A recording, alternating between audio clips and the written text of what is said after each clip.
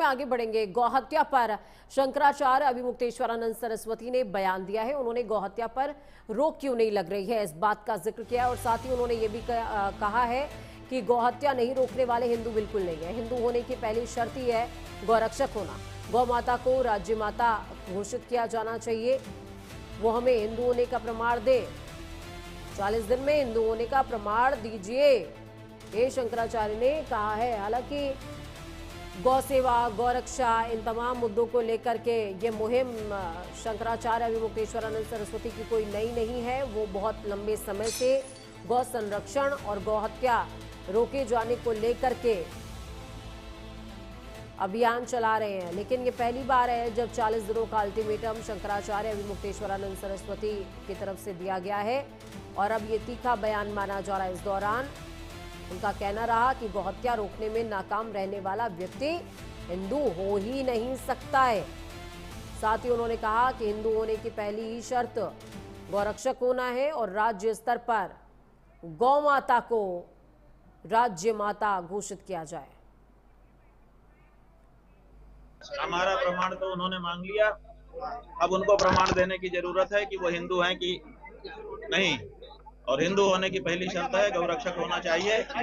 उनके प्रदेश में निरंतर गौ हत्या हो रही है, इसलिए हमने उनको कहा है कि पहले तो गौ मांस का निर्यात अपने प्रदेश से बंद करिए और दूसरे गौ माता को राज्य माता घोषित करिए। ये आपके हाथ में है। 40 दिन का हमने समय दिया है। अगर 40 दिन में वो ये नहीं कर पाते हैं तो हमको अपने धार्मिक अधिकारों का प्रयोग करते हुए उनको हिंदू घोषित करना पड़ेगा। हमारा प्रमाण तो उन्होंने। तो वहीं दूसरी तरफ लवकेश पांडे जुड़े हुए हमारे साथ, संवाददाता सहयोगी लवकेश, पूरे मसले में अगर देखा जाए तो शंकराचार्य अभिमुक्तेश्वरानंद सरस्वती का गुस्सा फूट पड़ा है और उन्होंने साफ तौर पर कहा कि मुझसे तो शंकराचार्य होने का प्रमाण मांग लिया और मैंने प्रमाण दिया भी, लिखित तौर पर दिया। अब तुम प्रमाण दो कि तुम हिंदू हो, नहीं देते तो मेरे भी कुछ अधिकार हैं और अहिंदू घोषित कर दूंगा, असनातनी घोषित कर दूंगा। जी बिल्कुल, देखिए जिस तरीके से शंकराचार्य अभिमुक्तेश्वरानंद प्रयागराज के बाद काशी लौटे, अपने मठ में उन्होंने बाकायदा एक प्रेस कॉन्फ्रेंस करके सरकार पर तीखा हमला किया और 40 दिन का अल्टीमेटम दिया है कि 40 दिन में वो अपने हिंदू होने का प्रमाण दे, नहीं तो जो उनको कंप्यूटर बाबा प्रोग्राम में जाना था उसमें न जा करके वो 10 या 11 मार्च को लखनऊ पहुंचेंगे और लखनऊ में साधु संतों का जमावड़ा होगा। वहीं से वो सीएम योगी आदित्यनाथ के हिंदू होने का प्रमाण मांगेंगे। उनका साफ तौर से यह कहना था कि गोरक्षपीठ मंदिर मठ जो है वो हमेशा से गौरक्षा करती आई है।